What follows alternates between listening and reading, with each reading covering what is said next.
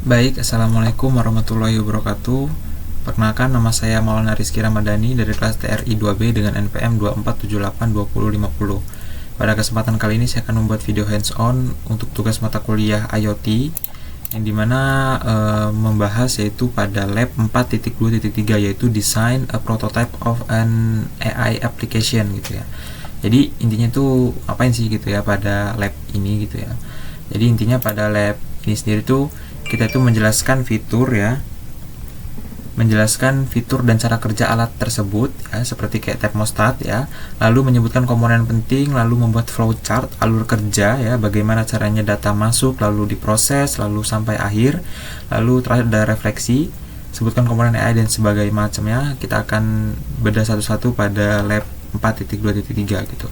Jadi pada tampilan pertama ini kita disuguhkan gitu ya pada tujuannya, itu objektifnya. Yang pertama adalah consider an IoT application with AI and ML atau machine learning teknologi gitu ya. Jadi pertimbangkan gitu ya, pertimbangkan aplikasi IoT dengan teknologi AI atau machine learning gitu. Yang kedua adalah desain komponen gitu ya, yang diperlukan aplikasi IoT dengan teknologi atau machine learning gitu. Nah itu kita akan bahas itu juga gitu. Sebentar. Lalu selanjutnya yang ketiga adalah describe gitu ya, latar belakang. Di sini latar belakang jelaskan proses dan operasi aplikasi IoT dengan diagram air gitu ya, atau flowchart gitu ya, dengan flowchart. Lalu ada backgroundnya di sini, latar belakang. Dengan semakin populernya perangkat IoT dan jaringan IoT, teknologi untuk perangkat IoT juga meningkat pesat gitu. Perangkat IoT tidak lagi terbatas pada sensor dan aktuator gitu. Jadi sensor itu adalah yang mendeteksi misalnya pada sensor kelembapan tanah yang ditanamkan pada tanah untuk mendeteksi bahwa kelembapan tanah itu sekian, lalu dikirimkan ke aktuator yaitu sebagai sensor sensor penggeraknya gitu. Jadi dia bisa menyemprotkan air. Nah itu dijembatani oleh nanti sebuah sistem IoT gitu ya. Perangkat IoT mungkin memiliki kemampuan untuk berpikir dan bertindak sesuai dengan perubahan lingkungan berkat pengembangan kecerdasan buatan AI dan pembelajaran machine learning gitu ya. Lalu di sini sumber yang diperlukan itu perangkat dengan akses internet ya. Lalu ada instruction pada part 1 di sini, pertimbangkan alat IoT dengan AI dan machine learning. In this part gitu ya. Pada bagian ini Anda akan mencantumkan fungsi dan fitur termostat ya, termostat rumah pintar, smart home and with capability self learning dengan kemampuan belajar mandiri, membuat keputusan berdasarkan keputusan perubahan and change lingkungan ya, and action dan bertindak sesuai dengan itu gitu. Lalu pada pertama tuh list the desired feature and function for such a device gitu ya. Nah di sini kebetulan saya sudah buat ya untuk tadi siang ada mata kuliah IoT. Saya ada beberapa bahan materi yang akan dibahas. Nah, jadi di sini saya sudah rangkum beberapa. Yang pertama itu apa itu lab ini? Lab ini itu tugas praktik ya, praktikum di mana mahasiswa itu diminta untuk merancang sebuah prototipe aplikasi AI yang terintegrasi dengan teknologi IoT atau Internet of Things gitu ya. Tujuan utama lab ini adalah memahami bagaimana kecerdasan buatan AI dan machine learning dapat diterapkan dalam perangkat IoT. Jadi bagaimana bisa AI dan machine learning ini diterapkan dalam IoT gitu ya.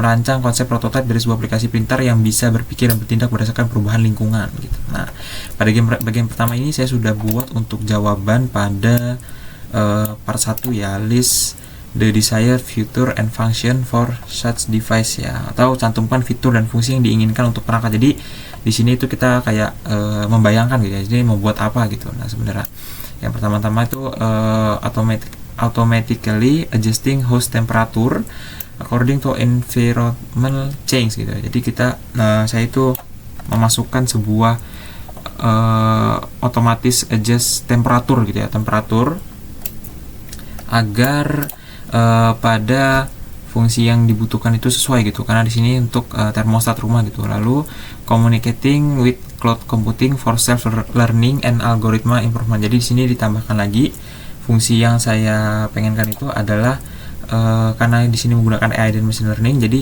menggunakan with cloud gitu. Jadi bagaimana ya bahasanya ya. Jadi setelah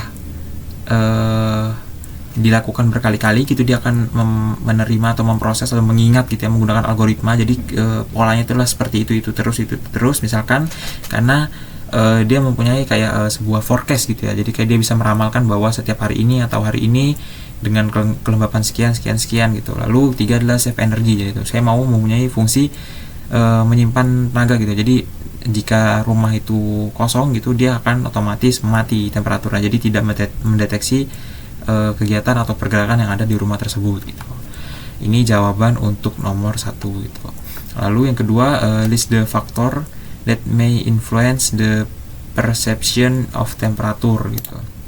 Buat daftar faktor-faktor yang dapat mempengaruhi persepsi suhu gitu ya. Nah, faktor-faktor itu udah banyak gitu ya, temperatur yang yang dapat mempengaruhi persepsi suhu gitu. Yang pertama itu adalah humidity insight. Jadi ada sebuah kayak gerakan ya, atau sensor orang gitu lah, orang yang berada di dalam rumah tersebut atau ruangan tersebut gitu ya. Lalu number of people in the room sama aja, humidity insight. Lalu sunlight atau kayak cahaya matahari yang masuk ke dalam rumah. Jadi kayak misalkan pagi-pagi itu cuman kan sensor smart ini kan dia bukan berdasarkan waktu ya, tapi berdasarkan kelembapan lalu cahaya gitu lah. Misalkan pagi-pagi itu cahaya terang, lalu horden itu terbuka.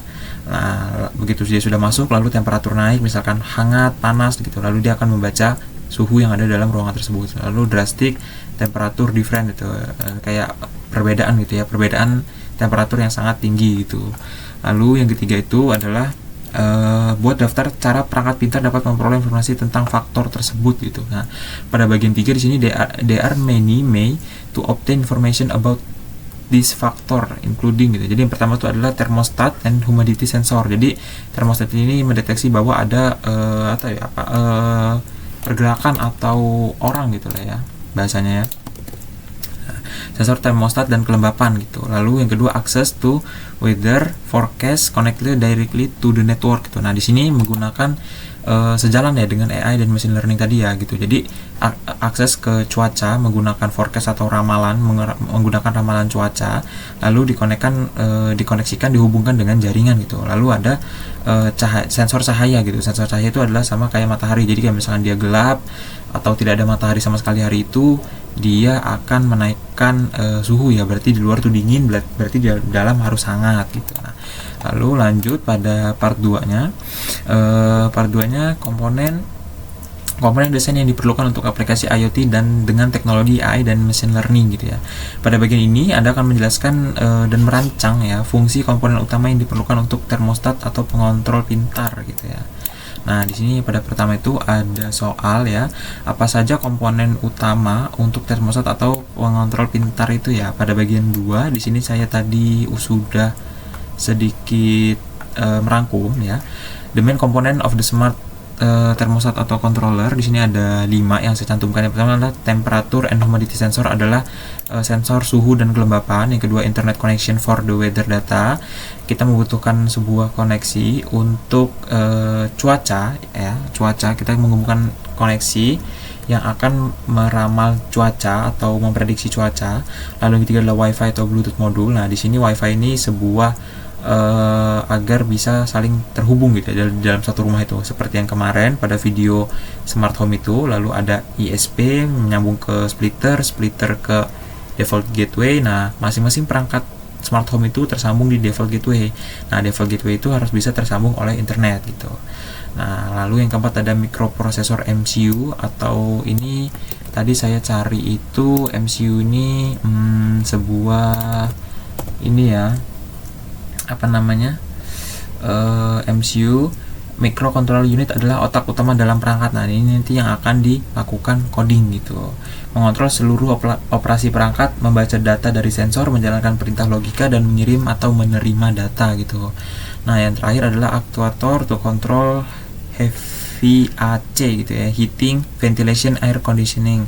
Nah, di sini aktuator itu dia penggerak lah ya, penggerak. Tadi tuh saya salah ya, penggerak ya. Aktuator adalah penggeraknya, dia yang memanaskan atau membuka ventilasi, lalu menghidupkan AC gitu, air conditioning gitu.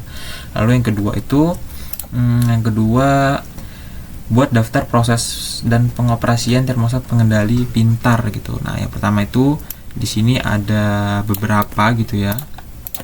Nah, yang pertama-tama itu yang saya catat itu pada satu adalah sensor membaca suhu dan kelembapan ruangan gitu. Lalu data setelah membaca suhu dan kelembapan ruangan, si sensor ini membaca atau mengirimkan data dikirim ke cloud gitu ya, dikirimkan ke penyimpanan gitu. Nah, lalu ketiga itu AI dan machine learning itu menganalisis data plus user habit. Nah, dia menganalisis data yang sudah dikirimkan ke cloud tadi karena ini tersambung di dalam satu jaringan dalam internet gitu ya.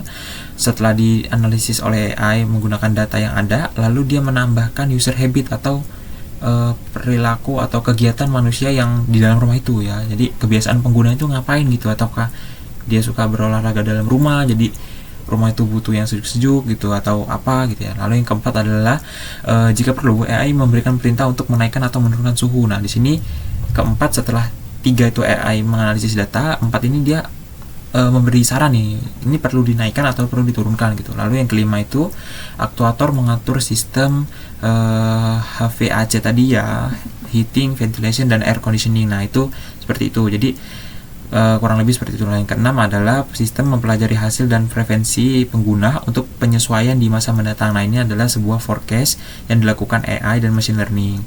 Dia membaca seluruh kegiatan atau kebiasaan pengguna gitu ya. Jadi mulai sensor itu membaca suhu dan kelembapan, sensor ya, suhu dan kelembapan, lalu dikirim ke cloud. Setelah dikirim ke cloud, lalu AI menganalisis karena kita di sini menggunakan AI dan machine learning sebagai collaboration ya, atau sebuah yang saling berketergantungan gitu lah ya, jadi saling menguatkan gitu.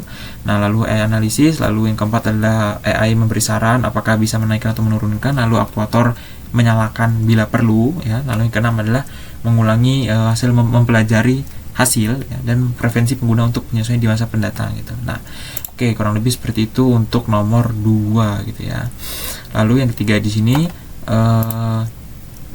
jelaskan proses dan pengoperasian untuk aplikasi IoT dengan flowchart gitu ya. Nah, pada bagian ini mahasiswa disuruh untuk menggunakan diagram air atau flowchart, diagram alir, untuk menjelaskan alur logika pengumpulan data, analisis data, interaksi manusia, dan rencana tindakan yang tepat gitu. Nah, di sini saya sudah membuat sebuah flowchart sederhana pada notepad ya. Kayak cuman tulisan doang ya, cuman di sini saya jelaskan. Jadi yang pertama tuh mulai sama saya seperti nomor 2 tadi, mulai, lalu baca data sensor ya. Sensor tadi ada suhu dan kelembapan, dia membaca suhunya berapa, kelembapan di ruangannya berapa, lalu dikirimkan ke cloud. Setelah dikirimkan ke cloud, lalu cloud ini dianalisis oleh AI dan machine learning. Setelah data-data dikirimkan ke cloud, data tersebut dibaca oleh AI dan machine learning, apakah seharusnya itu dinaikkan atau diturunkan untuk ruangan itu agar lebih nyaman.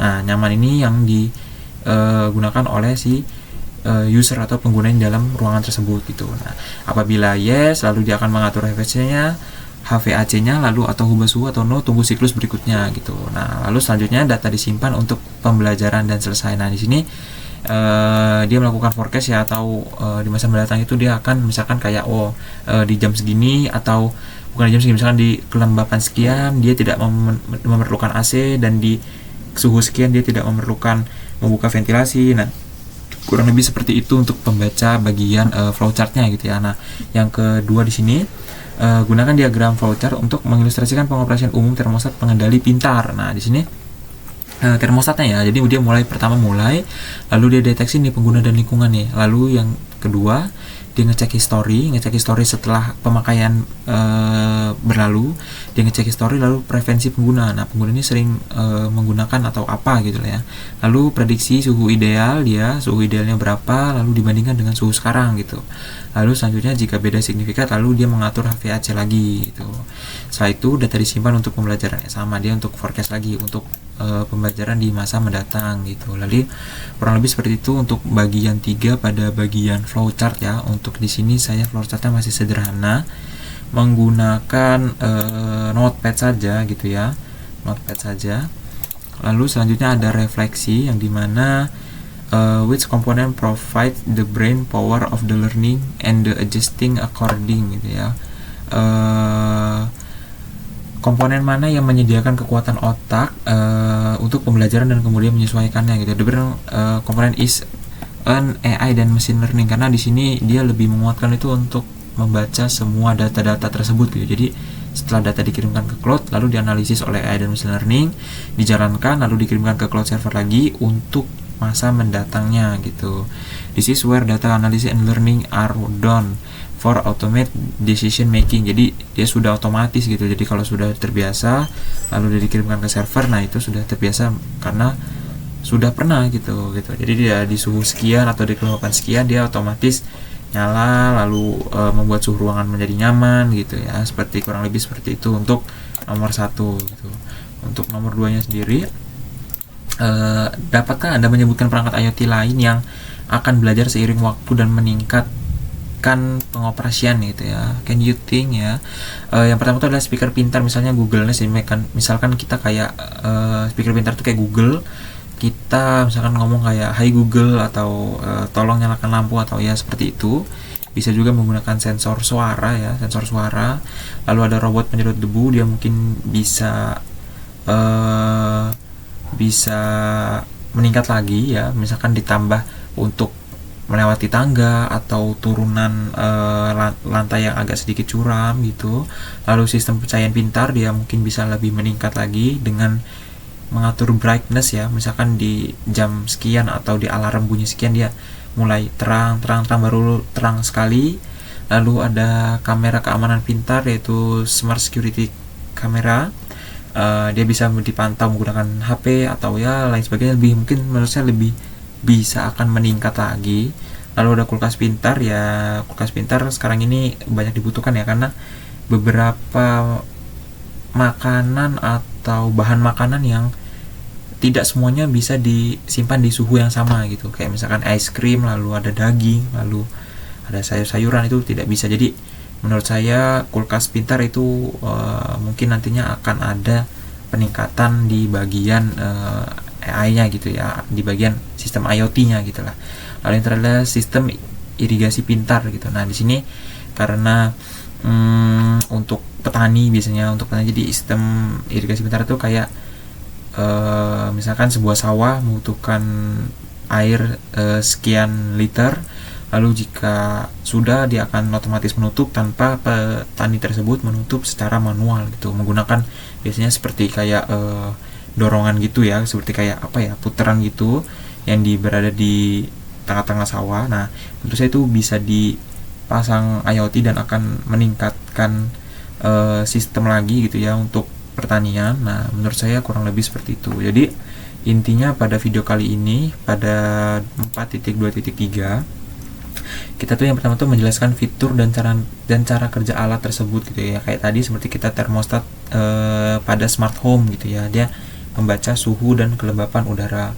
Lalu menyebutkan komponen pentingnya seperti sensor AI dan koneksi cloud gitu. Nah setelah kita mulai tadi, lalu data dikirimkan ke cloud, lalu di cloud tadi dia akan dibaca menggunakan AI dan machine learning, dia akan menganalisis seperti itu, lalu membuat flowchart alur kerja alatnya. Jadi kayak mana sih alat kerjanya ini, misalkan kayak langsung dimulai atau langsung apa gitu. Nah dari data masuk lalu diproses AI, alat itu bertindaknya bagaimana dan seperti apa gitu, tadi sudah dijelaskan. Lalu refleksinya ada sebutkan komponen AI sebagai otak dan contoh alat IoT lain yang bisa belajar sendiri gitu. Jadi kurang lebih seperti itu pada video kali ini di 4.2.3 gitu. Jadi IoT itu masih bisa berdampingan ya, masih bisa sejalan dengan AI dan machine learning, malah akan tambah lebih baik lagi, khususnya pada kasus ini, yaitu termostat dan termostat dan pada smart home gitu ya, pada smart home gitu. Nah ini mungkin akan bisa lebih baik lagi gitu. Jadi kurang lebih cukup sekian pada video penjelasan kali ini. Kurang lebihnya mohon maaf, saya akhiri. Wassalamualaikum warahmatullahi wabarakatuh.